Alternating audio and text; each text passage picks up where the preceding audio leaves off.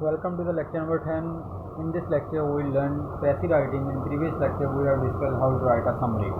So, what is the difference between passive writing? What is the major characteristic of passive writing? How you can write a informative and successful passive. So, starting from this lecture, passive writing, the definition of the passive writing is a passive may be defined as a restatement in shortened form of the main ideas and points in a piece of writing. So you have to restate like the summary में भी यही होता है, restate होता है और short भी किया जाता है, समरी में भी शॉर्ट किया जाता है. सो यही तकरीबन अप्रॉक्सीमेटली 80% सिमिलैरिटी पैसिव राइटिंग में और उसमें है. A passage is a clear, compact, logical summary of a paragraph passage. It gives only the essential or important ideas of the original text. It is basically 1/3 summary of the given paragraph. So the most important is 1/3. A passage contains 1/3 of the number of the words in the original text. Summary में ये होता है कि आप अगर 1/3 के बजाय 1/2 पे भी आ जाते हैं ना तब भी कोई मसला नहीं है, 1/4 पे भी चले जाए मसला नहीं है. लेकिन पैसिव राइटिंग में word count is the most important कि आपने 1/3 से नीचे भी नहीं जाना, ऊपर भी नहीं जाना. For writing passive clear understanding of original passage is necessary. So reading is most important in summary writing as well as in passive writing. Don't just repeat different words from the original one. Original में अगर कोई words आ रहे हैं तो उनको बार बार repeat ना करें, paraphrase कर दें और मेन पॉइंट्स की लिस्ट नहीं बनाएंगे पैसिव में. Passive is a continuous writing, that is most important कि यूनिटी का होना लाजमी है, क्योंकि आप पैसिव में भी पैराग्राफ ही लिखा जाता है. एक पैराग्राफ की समरी पैराग्राफ की शक्ल में ही लिखी जाती है, इसलिए इसमें भी हमें जो है कॉन्टीन्यूटी का ख्याल रखना पड़ेगा, यूनिटी का ख्याल रखना पड़ेगा. इसमें आइडियाज़ का प्रॉपर ऑर्गेनाइजेशन, उनका logical sequence is most important. Use variety of languages as a situation demands. Don't include any comments, explanation और elaboration.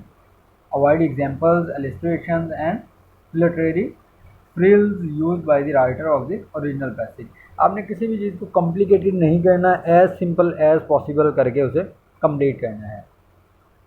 Note passive is not a creative writing. ये मोस्ट इंपॉर्टेंट है कि creative writing में आप colourful expression use करते हैं, इसके अंदर कलरफुल एक्सप्रेशन नहीं होंगे. अगर ओरिजिनल टेक्स्ट में कलरफुल एक्सप्रेशन है तो आपने इसमें उनको स्किप कर देना है.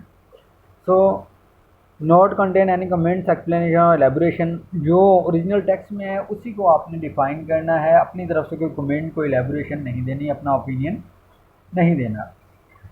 Writing good passage requires clear understanding of the given passage and the ability to reproduce its main ideas effectively in your own language. दो चीज़ें मोस्ट इम्पोर्टेंट है. पहले तो आपने उस पैसेज को समझना है कि उस ओरिजिनल टेक्स्ट के अंदर क्या था. उसके बाद आपने बात करनी है कि ओरिजिनल टेक्स्ट में जो था उसको रिफ्रेश करके आप कैसे कंप्लीट कर सकते हैं.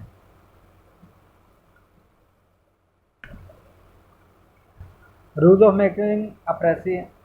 First is read carefully. 2 से 3 दफ़ा पढ़ें. समराइज़ करने से पहले उसको 2 से 3 दफ़ा पढ़ें, पढ़ के उसको अच्छी तरह समझ लें, उसके मेन कंपोनेंट्स को अलग-अलग कर लें. फिर ऐसी क्वालिटीज़ क्या होती है, कंप्लीटनेस, क्लैरिटी और कंसाइसनेस. 7 C's जो हमने इफेक्टिव कम्युनिकेशन के पढ़े थे उनमें 3 C's का इसमें होना लाजमी है, जिसमें कंप्लीटनेस, क्लैरिटी एंड कंसाइसनेस है. कंप्लीटनेस आपको पता है क्या होता है कि बात कंप्लीट हो, किसी चीज़ की बाद में ज़रूरत ना रहे. क्लैरिटी का मतलब है हर चीज़ क्लियर होनी चाहिए. कंसाइसनेस का मतलब है कि you should write as brief as possible. तो completeness it is already defined कि कंप्लीटनेस क्या होता है. हम 7 C's में भी पढ़ चुके हैं कि इंपॉर्टेंट फैक्ट्स और आइडियाज़ जो है वो आपने ओमिट नहीं करने. क्लैरिटी का क्या मतलब है कि आपने जो भी लिखना है वो एम्बिग्यूटी ना हो, रिडंडेंसीज ना हो उसमें.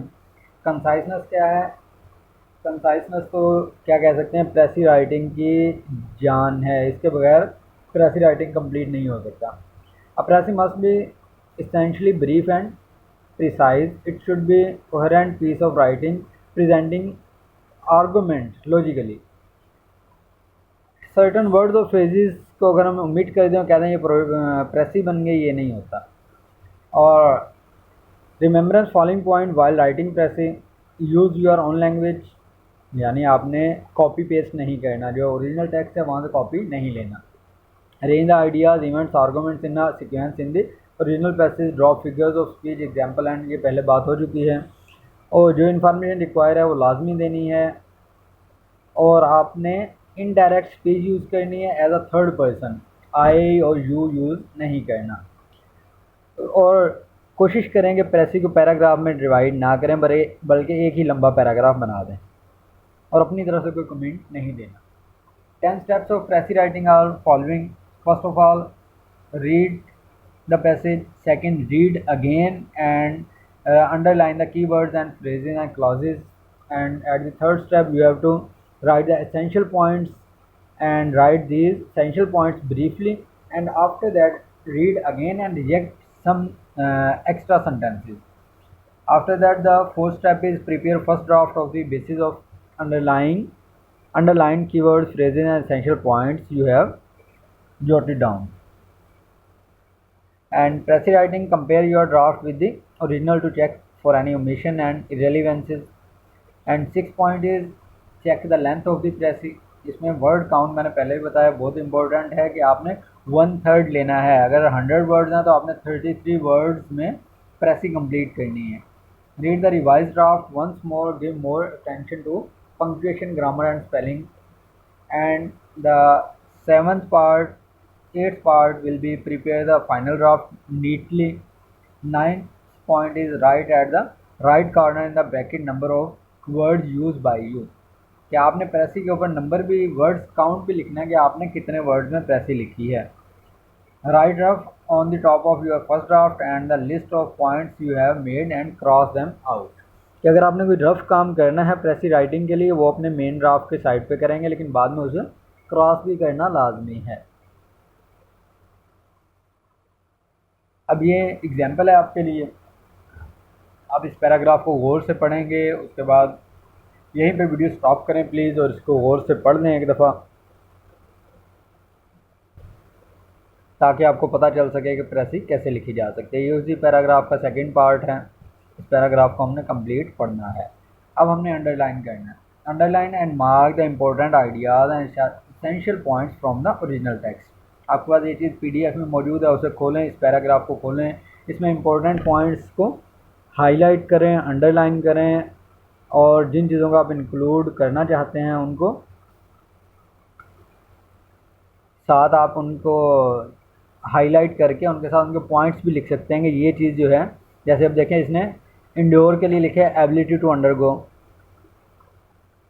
स्कोरिंग के लिए लिखा है to feel the pen, sandalwood के लिए tree use to obtain perfume, perishable है स्पॉइल्ड। तो ये चीज़ें जो है उनके मीनिंग अगर नहीं आ रहे वो आपने लिख लेने हैं, ताकि बाद में आपको प्रेसी लिखते हुए डिफ़िकल्टी ना हो। You have to fix the outline with the help of the underlying ideas. Draw the outline of your Pressy. Outline में क्या होता है, अपने मेन पॉइंट्स को लिस्ट की शक्ल में लिख लेना है। उसी एग्जांपल में नीचे देख लें, ये थोड़ी थोड़ी देर के बाद कहीं कहीं ये यूज़ कर रहे हैं। ये देखिए ये वाला पॉइंट्स,